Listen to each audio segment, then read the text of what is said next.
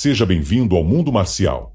Hoje você vai entrar em um território onde passado e presente se encontram como duas lâminas cruzadas, afiadas por séculos de tradição.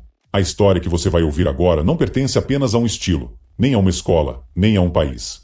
Ela pertence a uma linhagem que atravessou guerras, fugiu de perseguições, sobreviveu a disputas internas, desceu dos becos de Foshan para as ruas de Hong Kong e, de forma quase improvável, encontrou sua morada definitiva aqui, no Brasil. Esta é a trajetória da linhagem Li Hongqi, um dos ramos mais vivos, combativos, funcionais e profundos do Wing Chun moderno.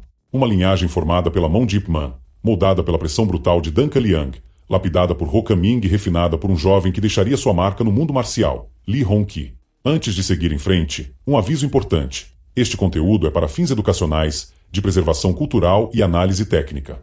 Aqui, nós promovemos o respeito por todas as artes marciais e a não violência. Qualquer prática deve ser supervisionada por um instrutor qualificado. Para entender essa história, você precisa voltar vários anos. Precisa imaginar Hong Kong nos anos 60. Imagine as ruas estreitas, os prédios sempre úmidos, o cheiro de chá saindo das casas pequenas e as escolas de artes marciais escondidas em andares superiores, onde poucos ousavam entrar. É nesse cenário que um jovem de 16 anos, magro, determinado, de olhar concentrado, inicia sua vida marcial. Seu nome, Li Hongqi. Ele não foi apresentado ao Wing Chun de forma romântica. Não houve iluminação espiritual nem grandes cerimônias. Houve suor, dor, disciplina e uma crescente sensação de que ele tinha encontrado algo que faria parte da sua vida para sempre. Seu primeiro passo sólido dentro do Wing Chun acontece ao lado de Ho Ka-ming, um dos estudantes mais respeitados e mais técnicos que passaram pelas mãos de Ip Man.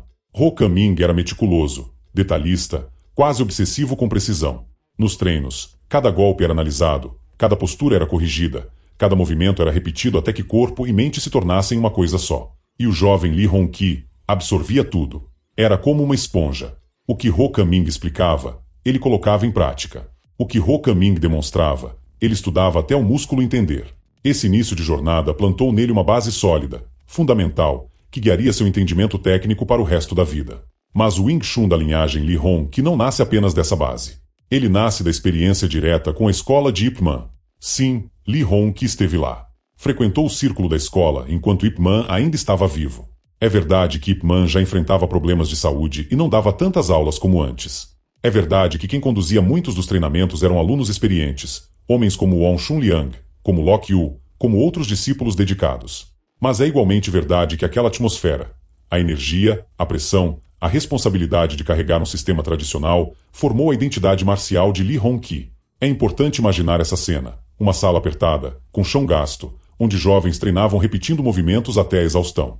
Golpes diretos, explosivos. O som das mãos batendo em alvos improvisados.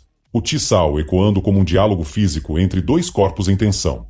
E, ao fundo, silencioso, mas presente, sentado, observando, corrigindo, estava Ip Man. Sua figura pequena, seu olhar profundo, sua paciência, sua sabedoria silenciosa. Tudo isso marcava profundamente aqueles que passavam por sua escola. O que Li Hongqi viveu ali não pode ser explicado apenas como treinamento.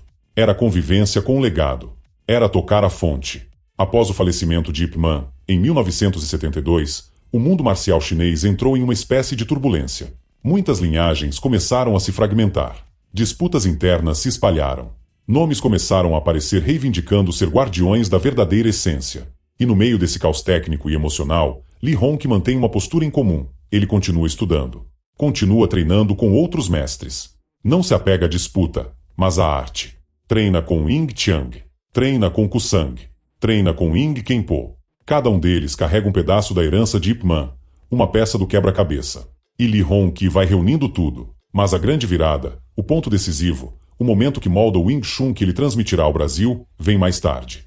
Vem com Dan Liang. Dan Liang não era qualquer discípulo de Ip Man.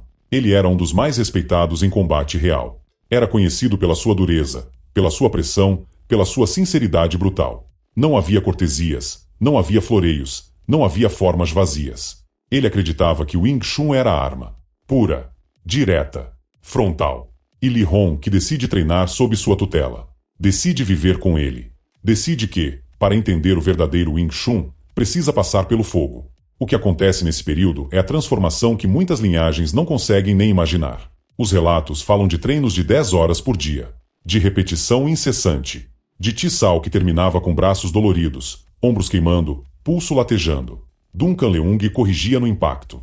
Ele mostrava a técnica com força real. Se você errava a base, era derrubado. Se errava o ângulo, era atingido. Se hesitava, levava a pressão.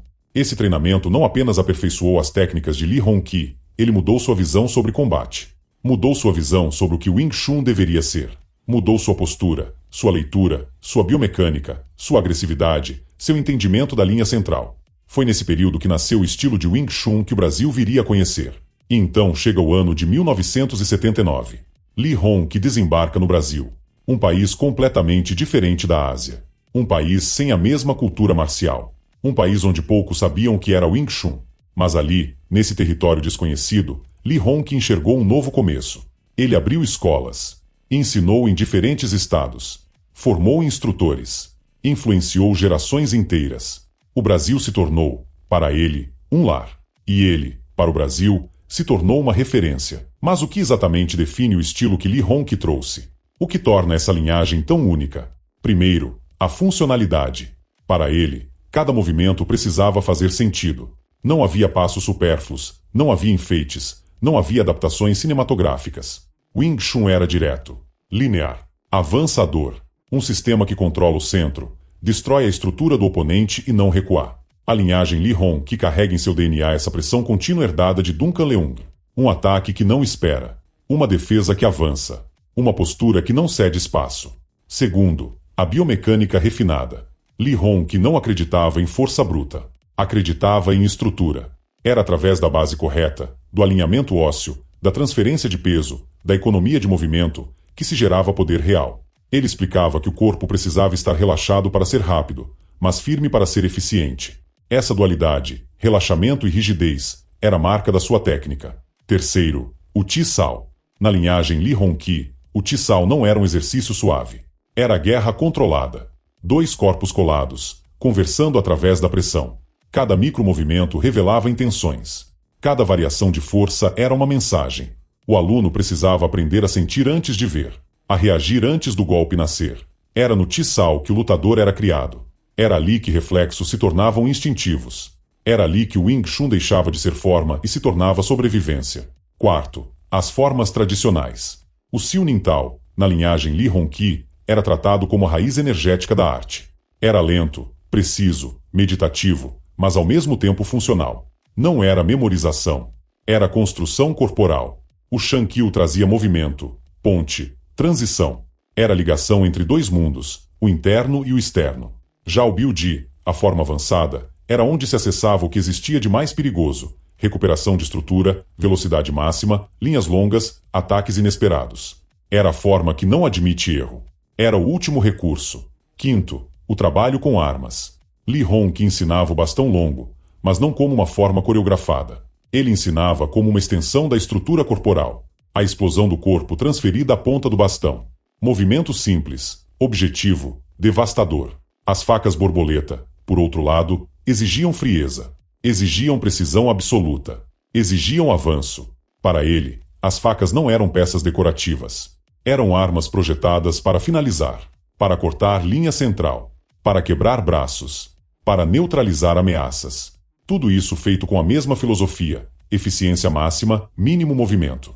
E como se a profundidade marcial não bastasse, Lee Hong que ainda carregava consigo outro universo, o da medicina tradicional chinesa. Ele estudou acupuntura, a ciência dos meridianos, a osteologia chinesa. Sabia ajustar corpos, tratar dores, curar lesões. Para ele, o verdadeiro artista marcial precisava conhecer tanto o caminho da destruição quanto o caminho da cura. Era assim que ele equilibrava sua vida. Ele passou décadas no Brasil ensinando, formando instrutores, recebendo alunos de todas as partes. Pessoas que queriam aprender a lutar. Pessoas que queriam entender o sistema. Pessoas que buscavam disciplina, foco, autocontrole. E muitas delas tiveram suas vidas transformadas. Mas como toda história profunda, essa também chega a um momento decisivo. Em 2 de junho de 2016, em Porto Alegre, o Brasil perde uma das maiores referências de Wing Chun de sua história. Lee Hong que falece. Mas ele não parte deixando vazio. Ele deixa discípulos. Deixa sucessores. Deixa uma linhagem estruturada. Deixa uma técnica refinada. Deixa um legado vivo. E essa verdade continua viva em cada aluno que treina Wing Chun com foco no centro. Em cada instrutor que passa adiante a pressão contínua. Em cada praticante que entende que a arte não é apenas golpe, mas postura, respiração, estrutura e caráter. A linhagem Lee Hong-Ki é isso. Uma chama que não se apaga. Uma energia que atravessa gerações. Uma história que começa em Hong Kong, passa pela mão de Ip Man, mergulha na brutalidade de Duncan Liang e encontra no Brasil seu terreno fértil. Esta foi a história da linhagem Lee Hong-Ki. Uma história de tradição, pressão, técnica e verdade.